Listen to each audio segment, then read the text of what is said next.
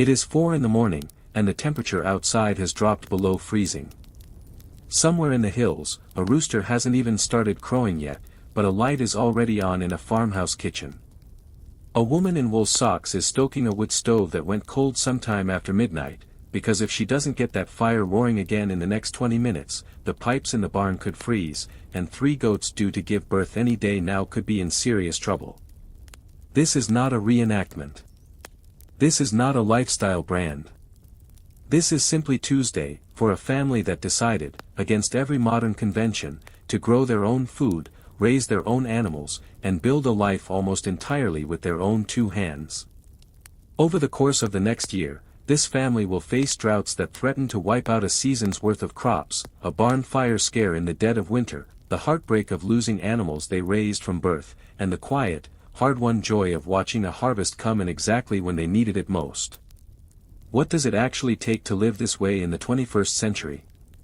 And why, when it would be so much easier to simply drive to a grocery store, do more and more families across America find themselves pulled toward this impossibly demanding, sometimes brutal, but strangely magnetic way of life? To understand that, we have to follow one family through an entire year, season by season, mistake by mistake, and victory by victory. The term homesteading sounds almost quaint, like something plucked from a 19th century schoolbook, but the reality of it today is far more complicated than nostalgia. A modern homestead is not simply a farm, and it is not simply a hobby garden either. It sits somewhere in between, a working ecosystem where a single family attempts to produce a meaningful share of its own food, energy, and material needs, often while also holding down remote jobs, homeschooling children, and navigating a regulatory landscape that was never designed with them in mind. The family at the center of this story lives on roughly 15 acres, a modest parcel by agricultural standards, tucked into a valley where the soil is decent but not extraordinary, and where the growing season is generous in summer and unforgiving in winter. They keep a small herd of dairy goats, a flock of laying hens that seems to grow every year whether they plan for it or not, 2 hogs they raise each season for meat, a vegetable garden that expands a little further into the yard every spring, and an orchard of fruit trees that are only now, after nearly a decade, beginning to produce a real harvest. None of this happened overnight. And almost none of it happened without failure first. To understand why anyone would choose this path, it helps to go back to where it began. Like so many families who end up living this way, this one did not start out on a farm. They started out in a city, in a 2-bedroom apartment, juggling long commutes and the particular exhaustion of feeling disconnected from where their food, their water, and even their sense of purpose actually came from.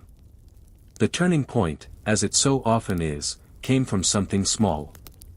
A single raised garden bed on an apartment balcony, a handful of tomato seeds pressed into potting soil almost as an afterthought. When those first tomatoes ripened, something shifted.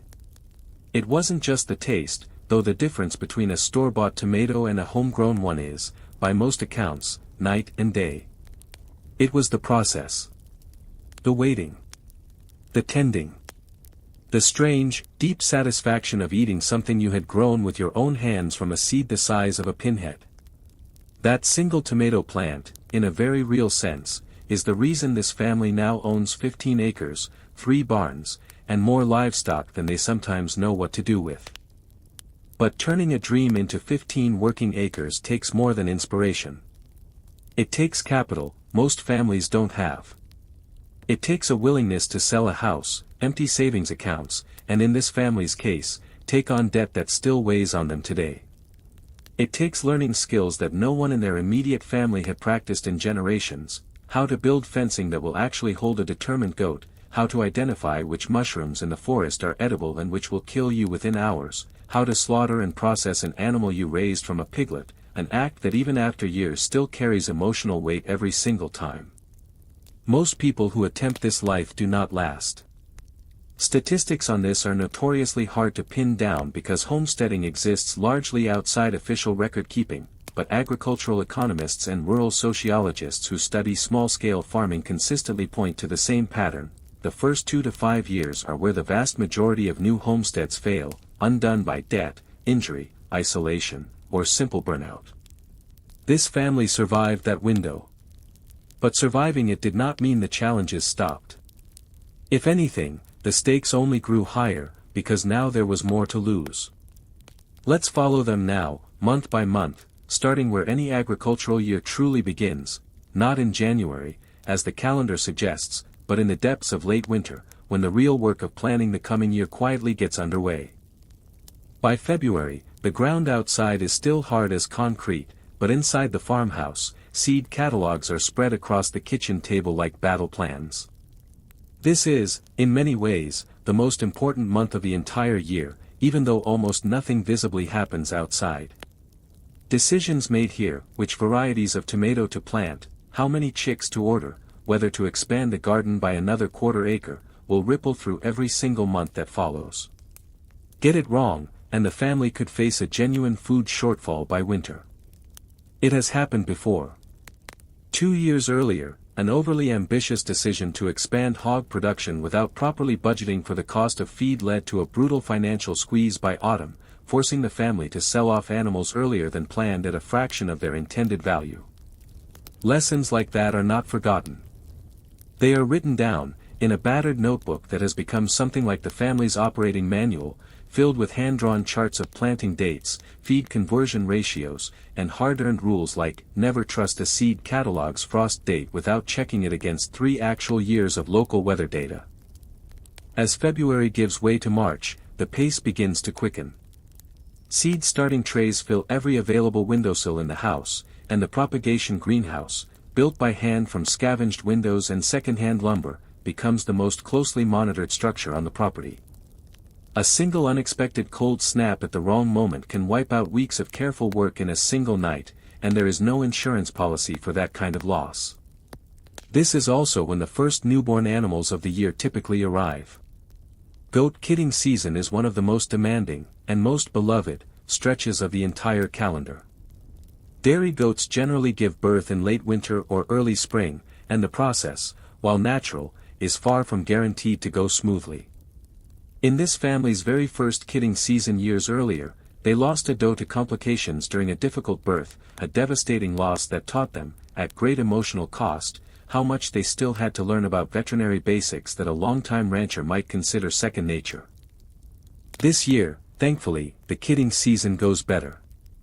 3 does deliver healthy kids across a tense 10-day stretch, and one particular birth, assisted at 2 in the morning by flashlight after a kid becomes positioned wrong in the birth canal, becomes one of the most talked about moments of the entire year on the family's small but devoted online following. It's worth pausing here to note something important about families like this one.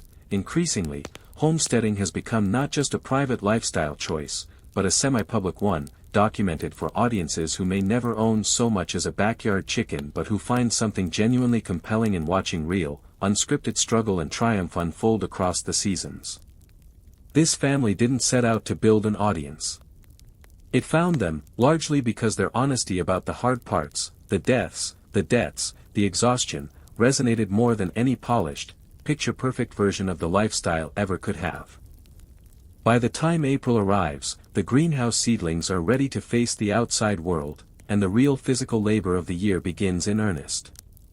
Fields that have lain fallow through winter need to be turned, amended with compost built up over the previous 12 months from animal manure and kitchen scraps, and prepared for transplanting. This is grueling, unglamorous work, hours spent bent over in cold, wet soil, and it's during this stretch that old injuries tend to flare. The father in this family herniated a disc in his back 3 years ago hauling fence posts, an injury that still occasionally sidelines him for days at a time, forcing the rest of the family to absorb his share of the workload. There is no sick leave on a homestead. If the animals need feeding, someone feeds them, regardless of how anyone is feeling that day. April is also when the hogs arrive, typically as young weaned piglets purchased from a neighboring farm, destined to spend the next 6 to 7 months growing before they become the family's primary source of meat for the following year. Raising an animal specifically to end its life for food is, by the family's own repeated admission in their public documentation, the single hardest part of this entire way of living, and it does not get easier with repetition, no matter what outsiders sometimes assume. It is a relationship built over months, feeding twice daily, scratching behind stubborn ears, and it ends, deliberately, in a way that store-bought meat allows most people to never have to confront. The family has been candid that this tension, between deep affection for an animal and the intentional decision to raise it for slaughter, never fully resolves. They've simply learned to hold both truths at once, gratitude for the animal's life, and respect for what its death provides. As spring rolls into May, the garden explodes into a frantic race against time. Nearly everything needs to go into the ground within a narrow window, and every year brings its own unpredictable obstacle. This particular year, the obstacle arrives in the form of an unusually late frost, one that regional weather forecasters had not predicted with any real confidence, catching the family with roughly a third of their tomato and pepper transplants already in open ground. A frantic overnight scramble to cover rows with sheets, buckets, and repurposed row cover fabric saves most of the crop, but not all of it. Nearly $200 worth of transplants, along with untold hours of labor, are lost in a single cold night. It's a reminder of something this family has learned again and again: nature does not negotiate, and no amount of planning fully insulates you from its unpredictability. June brings the first real harvests of the year, and with them, a shift in the rhythm of daily life. Mornings now start even earlier, often before 5, to get outdoor chores done before the summer heat becomes dangerous. This is also, somewhat paradoxically, one of the leanest months financially, because the major cash crops of the garden, the tomatoes destined for canning, the winter squash meant to store through the cold months, are not yet ready, while feed costs for a growing number of animals remain constant. Homesteading, despite the romantic image often attached to it, does not eliminate financial pressure. In many respects, it simply changes its shape.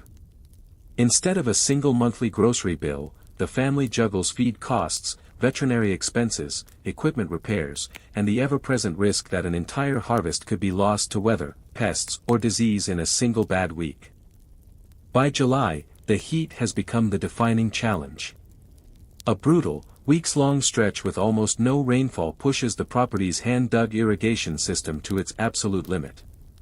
The hand-drilled well that supplies water to both the house and the garden begins showing troubling signs of low output, a genuinely frightening development for a family whose entire food system depends on consistent water access. For nearly 10 days, the question of whether the well will hold out becomes the single most pressing concern in the household, more urgent even than the crops themselves, because without reliable water, nothing else on the property can function.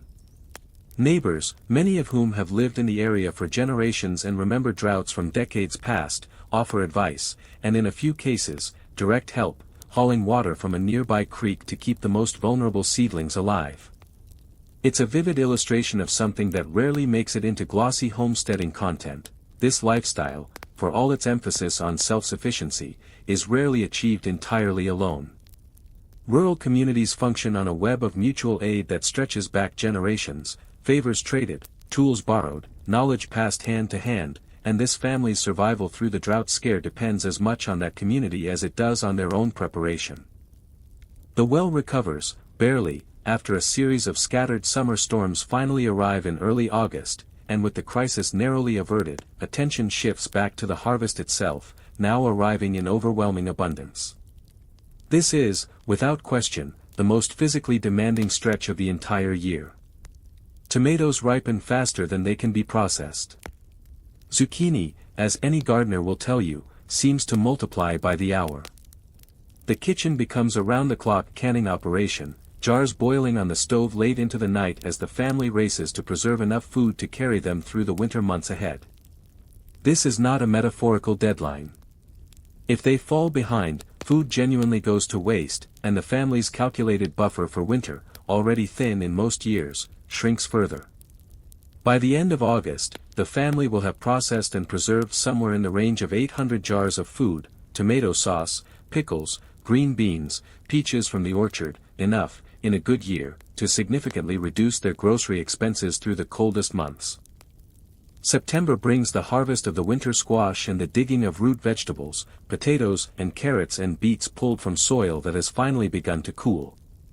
It's also, in this particular year, the month the family faces their most frightening single incident, a fire that breaks out in the hay storage area of the main barn, likely caused by spontaneous combustion in improperly cured hay, a genuine and surprisingly common danger that catches many even experienced farmers off guard.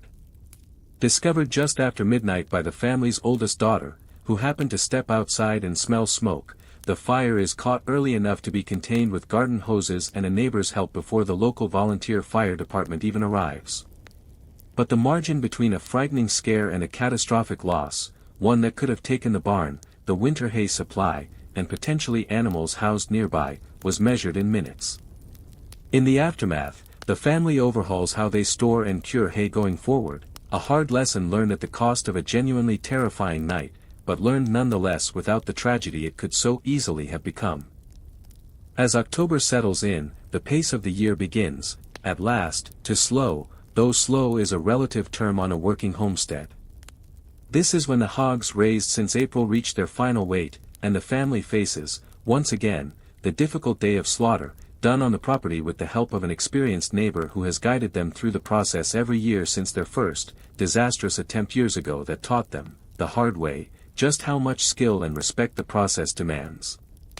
The meat processed from these two hogs will provide the bulk of the family's protein for the coming year, portioned, packaged, and stored in a chest freezer that represents, in very real terms, months of security against grocery store prices and supply uncertainty.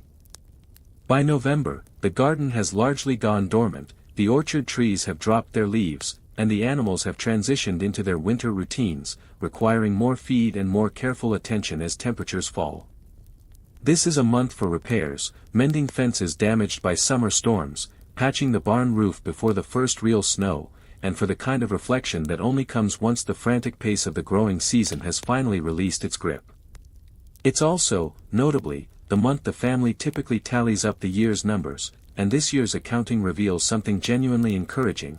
For the first time since they began this venture nearly a decade ago, the homestead's food production and modest sales of surplus eggs, meat, and preserved goods have offset a meaningful majority of their total household grocery costs, a milestone that took years of accumulated skill, infrastructure, and hard-won knowledge to reach.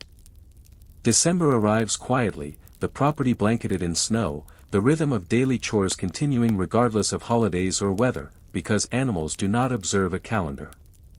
There is something the family has said repeatedly, in various forms, throughout their public documentation of this journey, that seems to capture the entire spirit of this way of life: it is never actually finished. There is no single day when the homestead is complete, no point at which the work stops and the reward simply arrives.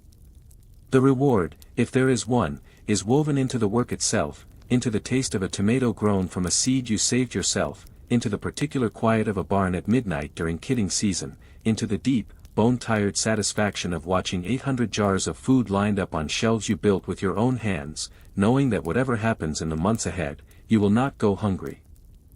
As the year closes, the family gathers, as they do every December, to look back not with a sense of triumph exactly, but with something closer to hard-earned respect for what this life demands and, in its own difficult way, gives back. They lost animals this year. They nearly lost a barn. They stared down a drought that could have broken them. And yet, when the ledger closes, when the jars are counted and the freezer is full and the goats are settled in fresh straw against the winter cold, what remains is not a triumphant fairy tale, but something more honest and, in many ways, more compelling, proof that this life, brutal and beautiful in equal measure, is still, for this family, worth choosing again. If you were given 15 acres tomorrow, and had to feed your own family from that land within a year, do you think you would survive the first winter, or do you think, like so many who try, you'd be back in the city before spring? Tell us honestly in the comments below.